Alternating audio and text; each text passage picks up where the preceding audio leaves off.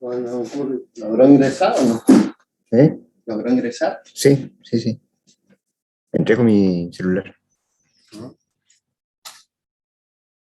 Se le ve y se le escucha perfectamente y está la pantalla, se le ve. Bueno, entonces el tema de hoy es riego gravitacional.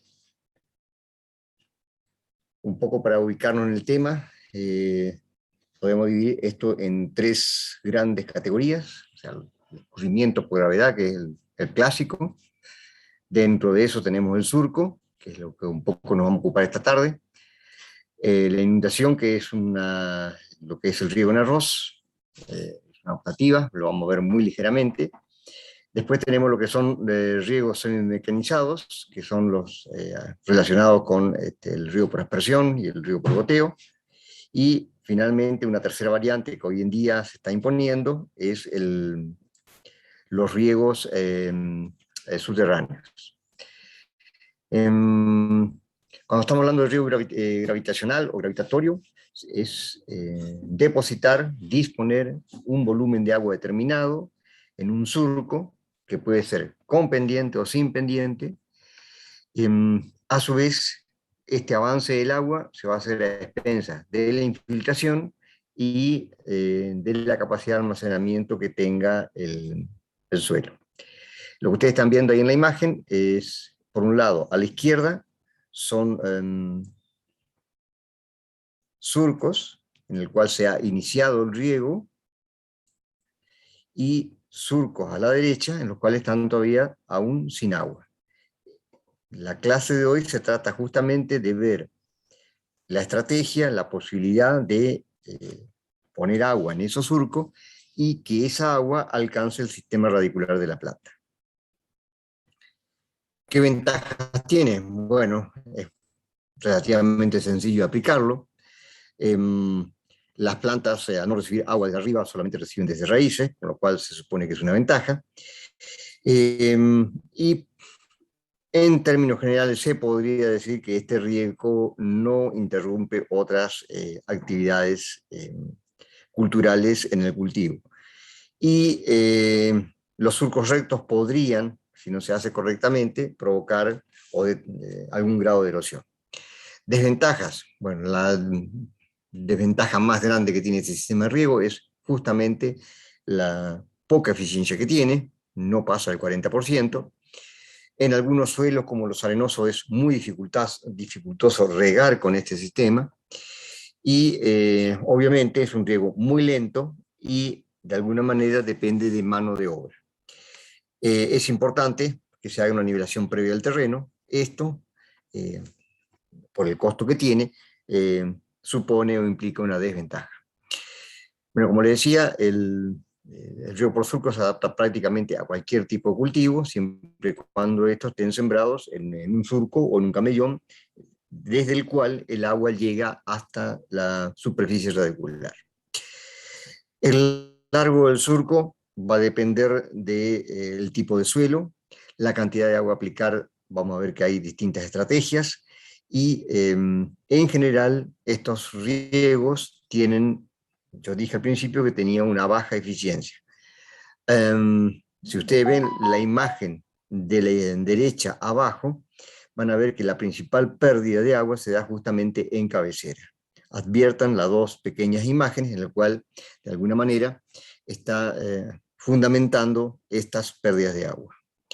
Este es un cuadrito que no es necesario aprenderlo de memoria, pero que tiene tres variables importantes: o sea, la textura, arenoso, franco y arcilloso; la profundidad que pueden tener esos suelos; y la pendiente. Y para cada una de estas, obviamente es un ábaco de triple entrada, porque usted tiene que seleccionar por un lado la textura del suelo, por otro lado tienen que seleccionar la pendiente, y tienen que seleccionar la profundidad de ese suelo en centímetros. A partir de ello, le va a dar la distancia que puede alcanzar el surco en cada caso. Si ustedes me acompañan y vemos, por ejemplo, un suelo de textura arenosa con una profundidad de 50 centímetros y una pendiente de 0,25, el largo del surco puede ser de hasta 150 metros. Por el contrario, el mismo ejemplo, suelo que no tiene más de 50 centímetros de profundidad, cuya pendiente es 0,25, el largo máximo del surco llegaría hasta 320 metros. Esto es, en algunos casos, se hace un riego superficial. Esto es lo que también se llama en algunos cultivos el baño previo, que implica la inmersión de todo el suelo en agua. Para esta estrategia puede haber bordos, puede haber platabandas, pero el riego por excelencia superficial, inundado, es el que se aplica en el cultivo de arroz. Lo que estamos viendo acá es simplemente, de alguna manera, fundamentar donde se producen las mayores pérdidas de suelo, de agua, perdón. Esto implica el flujo superficial por un lado y la infiltración por otro lado. Y fíjense, a su vez, si lográramos poner la misma profundidad de agua a lo largo de todo el surco, obviamente la eficiencia sería del 100%. Por el contrario, si no logramos poner a lo largo del perfil la misma profundidad, esa eficiencia baja sustancialmente. Esto es simplemente las 4 etapas básicas que se ven en un proyecto de riego. Es el avance, estamos hablando del avance del agua en el surco, posteriormente el llenado. Lentamente esto se va a ir vaciando por 2 razones. O sea, la primera razón es la pérdida que va a tener en cabecera, y lo otro, lo que eventualmente se puede ir acumulando. Y la cuarta cuestión es cuando vemos lo que se llama receso, que es cuando el agua comienza a desaparecer de la superficie del suelo. Este riego dijimos que es un riego de alguna manera muy ineficiente,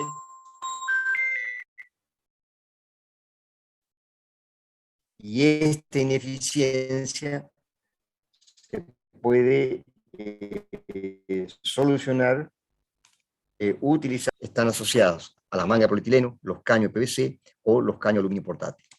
¿Para qué se hace esto? Bueno, básicamente para poder aumentar la eficiencia de este riego. Muy importante en este tipo de riego es la calidad del agua de riego.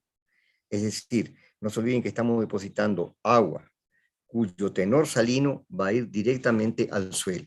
Por lo tanto, es muy importante tener en cuenta esta cuestión. Si bien hay procedimientos y técnicas para producir lavado del suelo, esto es de alguna manera la última de las recetas que se puede recomendar. A su vez, ustedes habrán visto ayer el tema de la lámina de riego. Bueno, esa lámina de riego, si esa lámina de riego la tenemos que distribuir en forma de caudal, es decir, ese volumen de agua tenemos que distribuirlo en el tiempo. A su vez, para hacer esto, tenemos que hacerlo en un tiempo de riego determinado. Ese tiempo de riego, a su vez, va a estar condicionado por la capacidad de infiltración que tiene el suelo. Y a partir de ahora ya sale la regla básica para poder aplicar riego por riego por superficial, que es el tiempo de riego es 1/4 del tiempo de infiltración. Ustedes hacen el ensayo de infiltración, tienen una determinada tasa de infiltración, bueno, lo que le va a admitir ese suelo es aplicar 1/4 de esa tasa de infiltración. Esta es simplemente una secuencia que le voy a ir mostrando cómo el agua entra en la cabecera. Esa agua se va a ir distribuyendo a lo largo del perfil del suelo, y fíjense en la última imagen cómo se van produciendo las pérdidas. Vean también que, dada la ineficiencia de este sistema de riego, puede suceder que las raíces o el sistema radical o radicular de las últimas plantas no alcancen humedad suficiente. ¿Por qué? Porque, en primer lugar, parte de esa agua quedó en la cabecera y parte de esa agua la hemos perdido por escurrimiento superficial. ¿Se soluciona esto? Sí, una de las formas de solucionarlo es acortando el surco, manejando la pendiente o incluso manejando los caudales apropiados. Una imagen de un río por surcos. La longitud máxima, esto ya lo hemos visto. Otra forma de establecer, también con un ábaco y en función de la lámina de riego y el tipo de suelo, podemos establecer el tiempo en horas que va a determinar regar una determinada profundidad. También es importante el tema de qué caudales puede soportar el suelo, y esto que está muy asociado a la tasa de erosión que puedan tener la aplicación de esa agua. ¿Por qué? Porque velocidades altas o caudales altos van a producir el inconveniente de que todas las raíces o el sistema radicular va a quedar expuesto. Esto es lo que le quería decir. ¿Cómo se hace en el campo esto? Fíjense, por un lado, el tiempo de riego es 1/4 del tiempo de infiltración que ustedes ven en el eje de las I.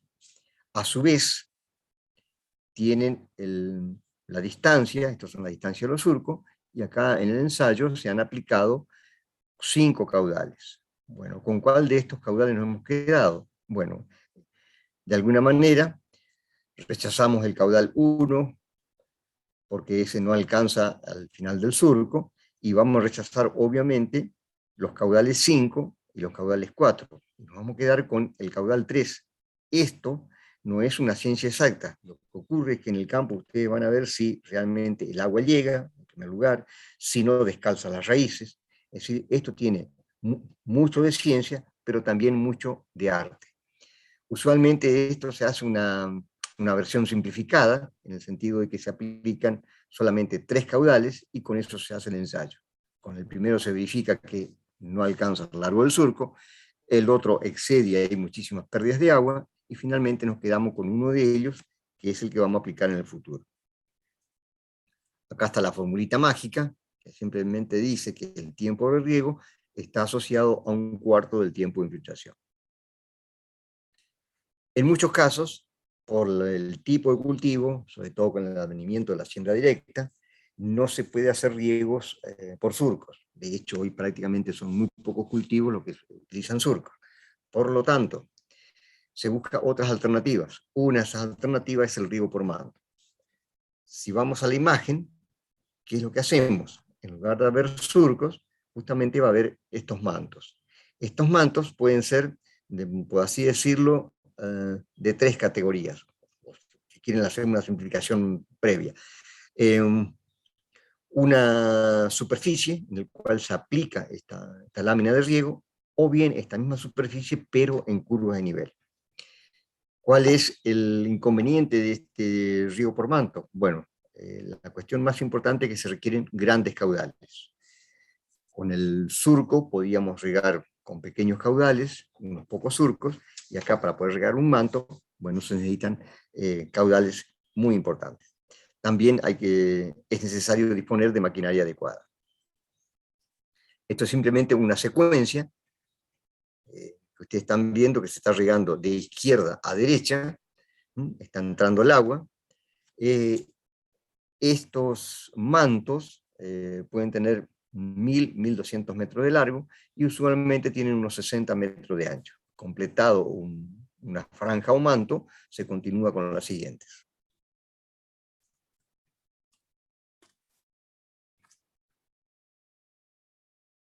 Un detalle de cómo avanza el agua. Y acá lo que están viendo es un riego por mantos, pero la variante en curva de nivel. Esto es, se utiliza el sistema de riego existente para el cultivo de arroz, se aplica el agua en los surcos, que también son existentes, que se utiliza lo de cultivo de arroz, y se hace entrar el agua a derecha e izquierda en curvas de nivel, las cuales provocan 2 frentes de agua, un frente que avanza por capilaridad y un frente que avanza por gravedad.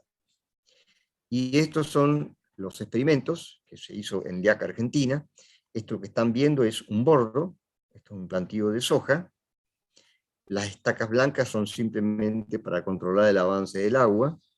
Ahí está midiendo con una cinta, entre cada estaca hay 50 metros aproximadamente. Ahí lo que se está haciendo es fabricando futura área del manto donde se va a aplicar el riego. Estos equipos, lo que ustedes ven en el tractor, es para el traslado de los sifones. Acá lo que se ven son los shakes. Los shakes son bateas. A la derecha se ven los sifones. Más a la derecha se ve el canal de riego. Este canal es el que tiene que tener un importante caudal. Acá están los sifones. Recuerden que el sifón era la aplicación de un teorema que ustedes habían visto. Estos shakes son bateas de hasta 20 centímetros de altura, hechas en tierra, que lo único que hacen es dar carga hidráulica al sistema para que pueda entrar en la chacra. Acá están los otros detalles vistos de otra perspectiva.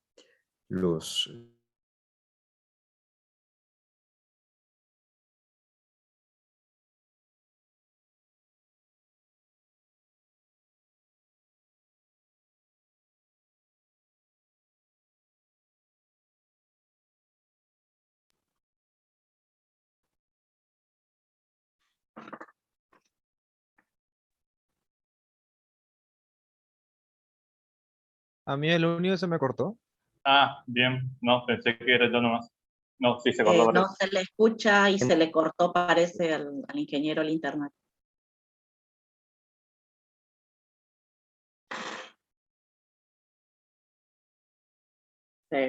Ahí está.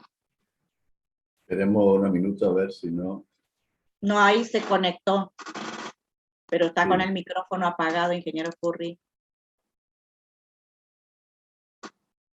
No, sí, espera que esperemos.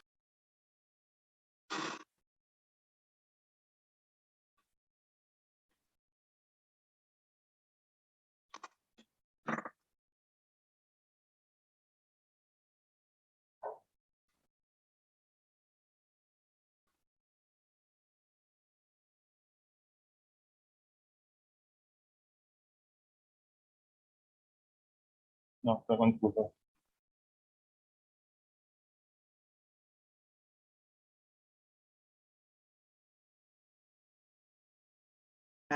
Ahí se conectó.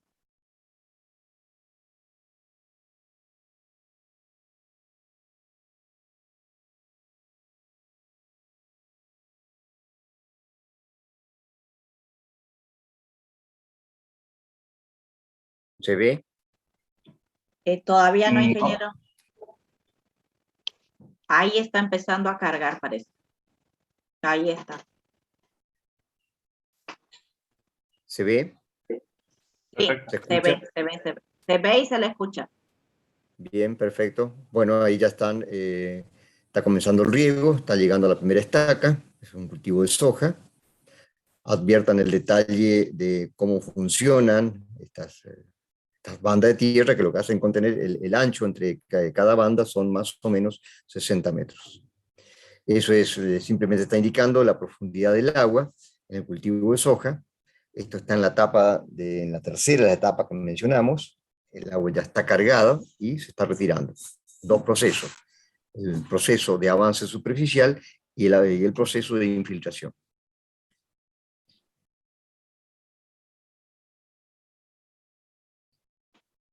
Bueno, eso era un alumno de la facultad en su momento haciendo el sifonado. Otra estrategia de riego, asociada a la anterior, es, habíamos dicho al principio de que el sistema de riego por surco o gravitacional es en general ineficiente. Bueno, una mejora sustancial en esto es la aplicación de tuberías, con lo cual se disminuye las pérdidas de agua en cabecera. ¿Qué implica esto? Que con este riego lo que vamos a ir aplicando es golpes de agua sucesivos a los fines de ir provocando un sellado del suelo. Esas son las ventanas de entrega de agua. Eso es solamente una pequeña compuerta. Esta estructura es para proveer o dar presión a la cañería. Y es lo que yo quiero mostrarles a ustedes. Ahí tenemos un diagrama de infiltración de un suelo en el cual se está regando en forma tradicional. Cada una de estas líneas me está indicando avances del agua. Pero estos avances del agua se hacen todo al mismo tiempo. ¿Qué se logra con el caudal discontinuo? O sea, la válvula lo que hace es cerrar el sistema durante unos 15 o 20 minutos y se produce este avance del agua. Luego se produce un segundo avance y así sucesivamente hasta completar la totalidad del surco. ¿Qué es lo que se advierte acá? Bueno, la certeza, en primer lugar, de que las pérdidas de agua en cabecera son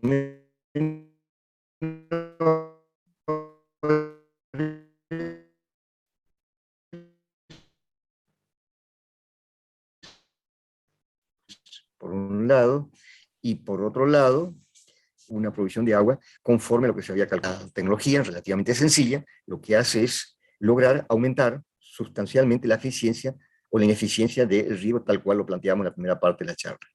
Detalles de la cañería de PVC, detalles de las ventanas.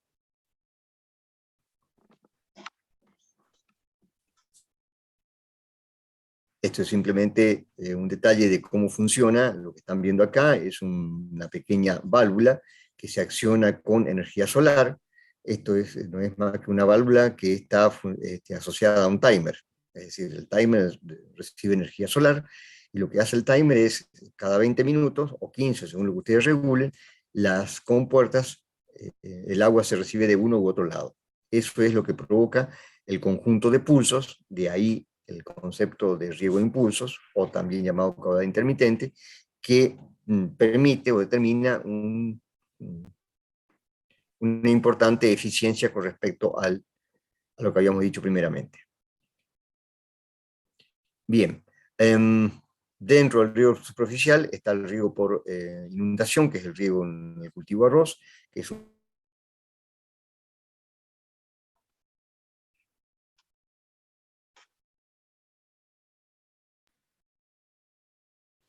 Capaz que se apaga tu cámara, Héctor, se mejora la señal.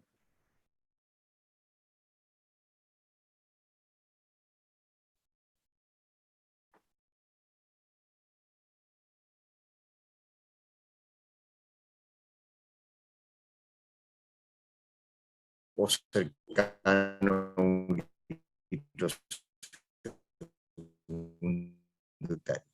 Con lo cual nos lleva a que el consumo es de unos 8.000 metros cúbicos. Lo hay menos, muy pocos, y lo hay mucho más, que son los más.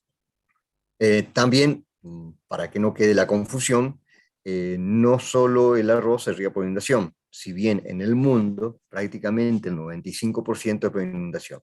También se riega por aspersión y también se Profe, riega por... ¿Sí? disculpe, le interrumpa. Se le cortó cuando empezó a explicar riego por inundación. ¿Podría volver a explicar? Porque justo se le cortó y no se escuchó nada. ¿Cuál de los ríos por inundación? No, Ah, el de arroz. le soy más específico, es el de arroz, ingeniero. Cuando empezó Sí, a hablar el de de las más. arroz. Bien.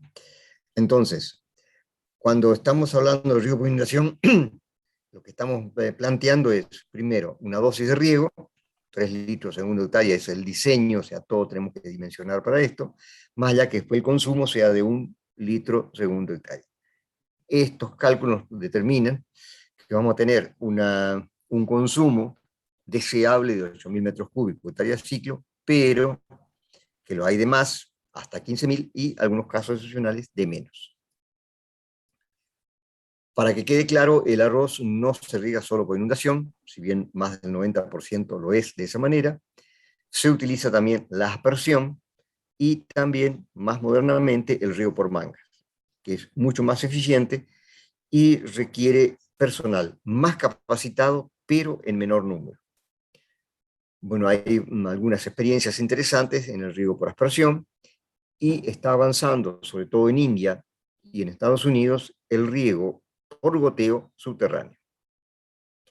Este es un ejemplo de un establecimiento en el cual se está sistematizado, ya conocen esta imagen, sistematizado para regar con arroz. El riego en arroz supone 2 cuestiones. La cuestión del sistema de irrigación y el sistema de desagüe. 2 conceptos de eficiencia. La eficiencia promedio de una arrocera es más del 60%, y para alcanzar esta eficiencia tenemos que ser eficientes con el agua de lluvia y con el agua de riego.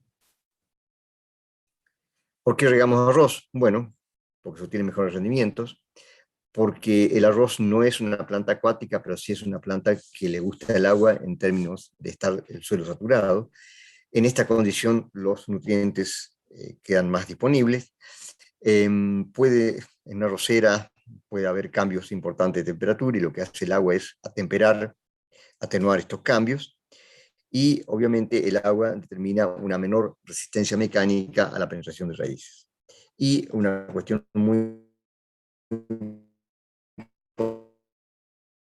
importante si estamos trabajando con suelos en algún grado, disminuir o atenuar esta toxicidad de aluminio. El riego por arroz es sumamente complejo, o sea, lo mencionamos porque es un riego superficial.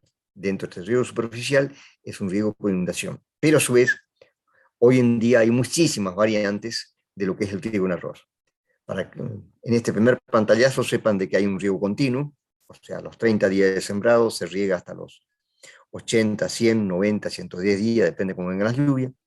Un riego intermitente hasta primorio, es decir, la arrocera solamente está inundada a golpes hasta que se diferencia el primordio, o bien riego intermitente hasta el final. A su vez, el riego en arroz, como lo hemos visto cuando hablamos de sistematización, implica un sistema de sistematización convencional, cuyo intervalo entre curva y curva es de unos 8 centímetros. Modelos de sistemas más modernos hablan, o lo hacemos a 4 centímetros, y hoy en día también hay un sistema que se llama múltiples taipas. O sea, las taipas son apliquen para taipa el concepto de curvas de nivel. De modo entonces que para dejar en limpio, cuando regamos arroz tenemos que tener en cuenta el sistema de riego y el tipo de sistematización. Cuando hablamos de taipa estamos hablando de este montículo de tierra que sufrió una gran evolución, la tradicional, angosta, alta. Esto se fue mejorando y hoy nos encontramos un sistema que es una pequeña altura en el terreno de unos 12 centímetros, no más de eso, y en el cual y sobre la cual incluso se cultiva. Detalles de curvas antiguas a la izquierda, más modernas a la derecha, y un detalle de lo que se llama el taipero moderno. Lo que tiene este taipero moderno es una garganta que no es tan profunda, y si ustedes se ponen a medir esto, comparan los dos, acá se van a encontrar con 30 centímetros, y acá van a tener unos 12 centímetros.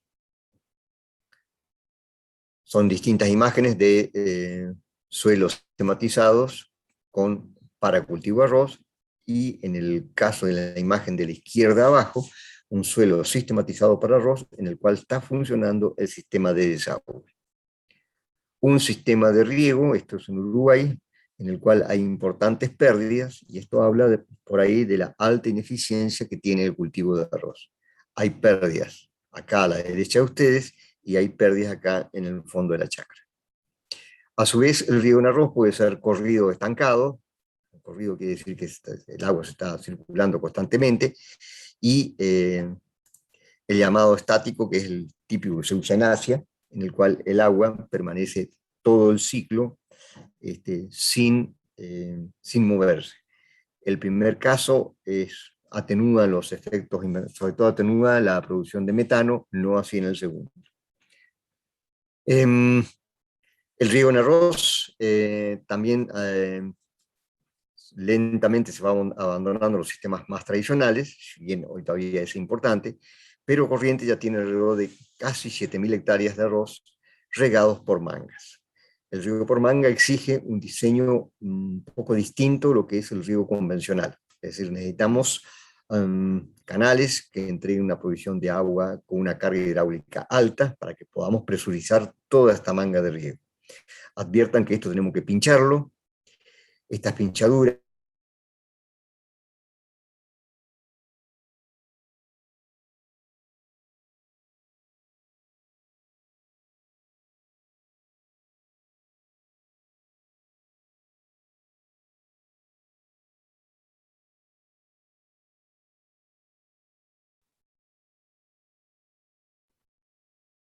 De vuelta. No se le escucha, ingeniero. No, se le cortó. Está con Se el le cortó celular. otra vez. Está con el celular en la facultad, no hay internet, me decía Walter.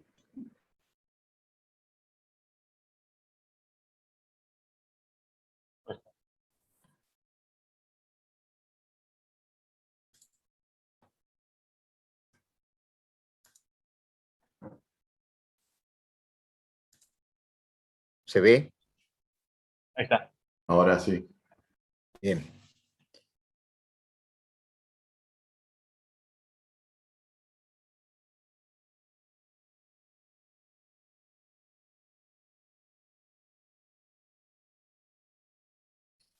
Bueno, esto es simplemente cómo se están instalando a la... otras imágenes de cómo se hace el trabajo en el campo. Adviertan que esto es con mucha tecnología, desde una notebook, equipos RTK, etcétera, etcétera. Ingeniero, disculpe, se le Sí. cortó en la parte de aquí que dijo que hay que pinchar las bolsas. De ahí para adelante no se entendió, no se escuchó nada. Bueno, no hay problema. ¿Y qué dijo antes? Acá está la manga perforada, ¿verdad? Ahí está la manga y ahí está el agujerito saliendo el agua. ¿Está bien? Sí, de ahí en adelante. Bien. ¿Esto qué implica? Una disminución en el consumo de agua. Es decir, el río convencional tiene o tiende a tener un mayor consumo de agua, mientras que los sistemas de riego por manga tienen un consumo menor de agua, justamente por la eficiencia que implica este sistema de riego. Esto lo que simplemente ustedes lo que van a ver es la secuencia de instalación de un sistema de riego por mangas, en el cual está, bueno, obviamente es un diseño hidráulico, un relevamiento de todo el terreno, la instalación de la manga que se hace con máquinas, con tractores. A la izquierda están viendo cómo se sistematiza el terreno, y el conjunto de herramientas, instrumentos y software que se utiliza para hacer todo esto. El tubo que usamos es un tubo de unos 350 micrones de espesor, un rollo riega unas 15 a 30 hectáreas, depende cómo esté el sistematizado. Tiene una vida útil limitada, 2 años máximo, eventualmente 3. Lo bueno es que tiene un bajo costo.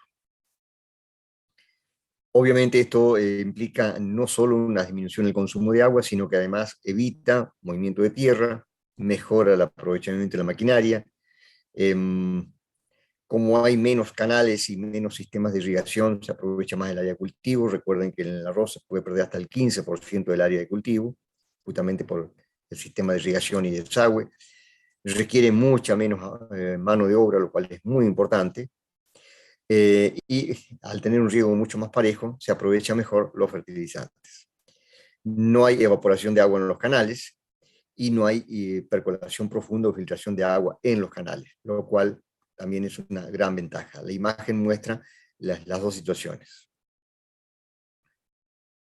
Es de fácil instalación, obviamente el consumo de gasoil es menor, o sea, tiene una serie de cuestiones asociadas incluso al medio ambiente que lo hacen más amigables con el ambiente. Eso es simplemente el detalle. Lo que está viendo abajo es el canal antiguo. Y a ese canal antiguo de unos 6 a 7 metros es reemplazado por un tubo que tiene 0,5 metros. Esto hacía referencia a la disminución sustancial que implica el riego por mangas en lo que es la disponibilidad de tierra. O sea, cuando estamos hablando de 1 hectárea de arroz, cuando estamos hablando con tecnología convencional, estamos hablando de hasta 15% de pérdida. Cuando estamos hablando de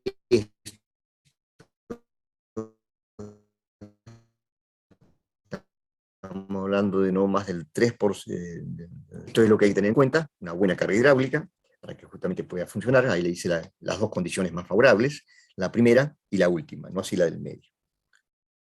Bueno, acá están algunas de las ventajas. Esto es en Uruguay. Y los objetivos que tiene trabajar con el riego por mangas. Por ahí cuesta adaptar la tecnología, pero es a los fines del ahorro de agua es muy importante, y prácticamente, además del riego en arroz, se adapta prácticamente a cualquier cultivo. Ahí lo que está mostrando, esto es en Corrientes, cómo se pincha la manga una vez cargada con agua. Se puede utilizar con una pequeña estructura, que es esa pequeña estructura viene a funcionar como una pequeña compuerta que a su vez se puede regular, que se utiliza justamente para entregar la cantidad de agua adecuada. Fíjense un detalle de lo que es la imagen de la izquierda, en el cual está la bolsa clásica, el tubo de entrada, y obviamente si ese canal no tiene la carga hidráulica adecuada, el agua no va a penetrar en la manga. Esto es formas muy bonitas de presurizar la manga, bueno, atándola para aumentar la carga hidráulica. Río por aspersión, esto es Mirungá, en Corrientes, una experiencia que se llevó adelante en 3 años, distintos inconvenientes, entre ellos el huellado de la chacra. No hubo diferencias sustanciales en los rendimientos, y sí hubo diferencias sustanciales en el consumo de agua. Pero obviamente poner un equipo de 120, 150 mil dólares para regar arroz todavía no es lo más aconsejable. Bien. Preguntas. Ingeniero, ¿cuál Profe, es una duda. el ancho habitual de las melgas? El ancho habitual de las melgas, 60 metros. ¿Y la longitud? 1.200 metros, pero depende del tipo de suelo. Es decir, si ustedes son suelos pesados, arcillosos, el largo puede ser hasta 1.200. Entren en lo que es Liaca, Argentina, kilómetro 576 de la Ruta Nacional 16, y ahí van a ver desde el Google todas estas estructuras. Como esos suelos, o en ese establecimiento, el largo está asociado a que son suelos de textura arcillosa, razón por la cual, bueno, es posible hacer esto en tramos muy largos. En los suelos limosos también se puede hacer, pero en ese caso los tramos son menores. ¿Otra Perfecto, pregunta? gracias. Profe, acá en Corrientes, ¿a qué cultivos más se usa el riego por melgas? Acá las experiencias es el riego en maíz y riego en soja, en la zona de Mercedes, Cursucatia. El caso, ok, en el caso de Corrientes, en las zonas mencionadas, Mercedes y Cursucatia, en realidad se usa la variante de melgas con curvas de nivel, dado lo quebrado que son esos suelos, ¿no? O sea, la energía que tienen esos suelos, las pendientes. Ahí hay una consulta de ingeniero en el chat. Preguntan qué proceso es más difícil a la hora de cambiar el río tradicional a río por manga. A ver si puedo. La transacción entre río tradicional a río por manga, ¿qué es lo difícil de eso? No hay cuestiones difíciles. ¿De dónde están los...?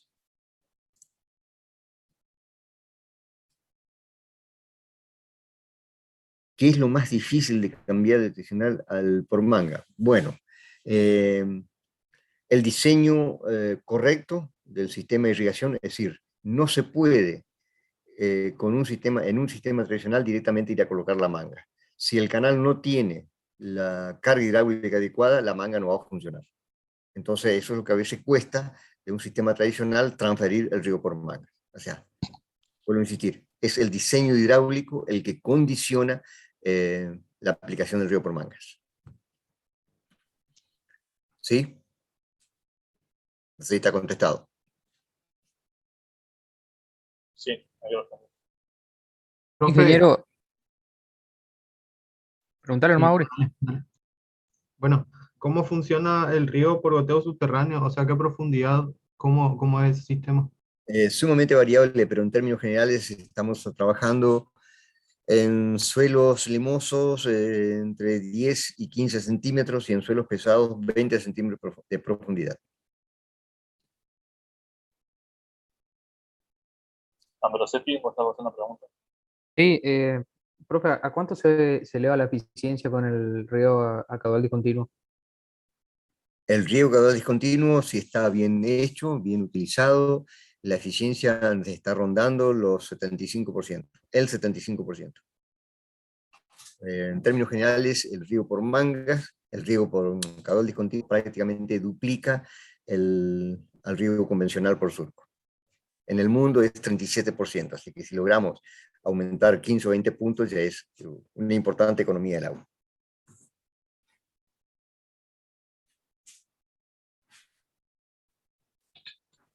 Una ¿Algo más? pregunta. Hacemos 5 minutos de pausa y comienza el trabajo práctico. Ok.